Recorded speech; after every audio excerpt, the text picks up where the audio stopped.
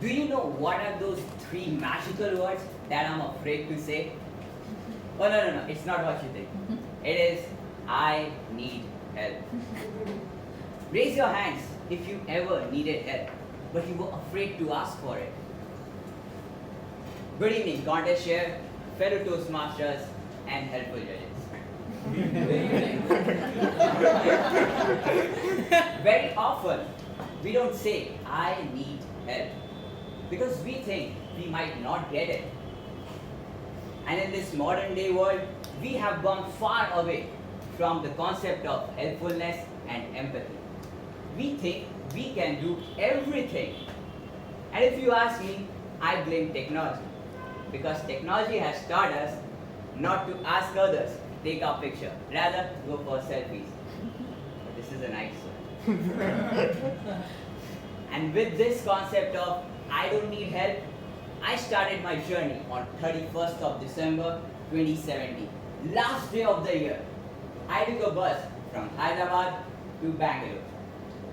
And I had no clue that this journey would turn out to be a nightmare for me. In the noon, I called my cousin. Hey Ayush, I'm coming to Bangalore tonight. How shall I come to your place? No, don't worry, I'll pick you up. No, it's completely okay. Just send me your address and I will be there. And just as I disconnected the call, it showed me something that freaked all of us out. Oh no, it's not our search history. It was the low battery cycle. My Micromax was running at its minimum. And before I could even freak out properly looking for charger, my old phone died.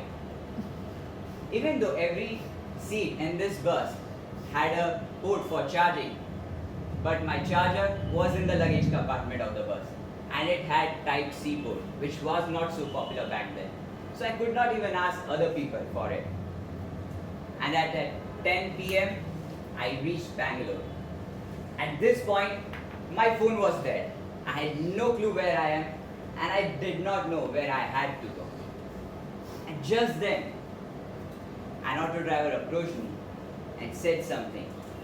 Ladies and gentlemen, that night I realized I didn't know two things, the address and Kannada. So the Shah Rukh Khan in me of Chennai Express woke up and said, Ille.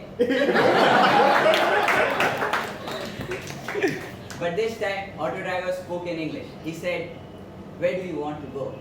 So I explained him my situation, and that's when he offered to help. He said, we can go to a place where you could charge your phone and look for the address in it, and then I might drop you. But the Savdhan India, he couldn't take that help. Ladies and gentlemen, please notice, it was twice that I was offered help. First by my brother to come pick me up, and secondly by this auto driver, who may have been a nice guy, who knows. But the ego and trust issues I had did not allow me to take their help. I stood there for the next 15 minutes and realized that if I didn't do anything, I would stay there the whole night. That's when my ego went down to zero. And I started approaching to the first few people I saw. They were a bunch of security guards. I went up to them and said, I need help. Now normally, I don't like security guards so much because they are rude. But this one, with a very kind expression, said what happened. And I told him that my phone had died. And the place where I need to go, that address is on my phone. So if you could help me with charging my phone, that would mean so much to me. I was 99% sure that he would say no and would ask me to go away. Because that's what I too have said to a complete random stranger. Instead, he welcomed me and asked me to sit here and charge my phone. And just as I sat down, he asked me if I wanted to eat something. Well, I was hungry, but I was not sure if I should accept that. Remember how our mother used to say, don't accept food from strangers. And After hesitating a bit, my hunger took over and I accepted the food. It was simple bread and butter, but to me it felt more than Domino's cheeseburger pizza because I was that hungry. And just as I started to doze off on the wall, one of the guards said that we have a room empty and if you want, you can use it. I looked at him suspiciously and he laughed and said, "Don't worry, I have no intentions to kill you or rob you. I'm just trying to help." And that, when it hit me really hard. We have become so self-centered and suspicious that we no longer believe that other people can help us selflessly. And even when somebody tries to, we don't let them. And most importantly, we never say, "I need help." We think it's shameful or embarrassing to ask for help.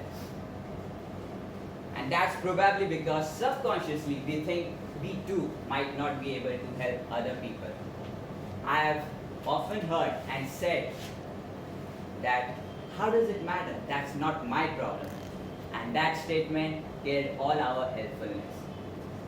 Today, as I stand here and remember those helpful security guards who offered me 2 out of roti, kapda, and makan, I feel let us be willing to help others and don't shy away to say, "I need help."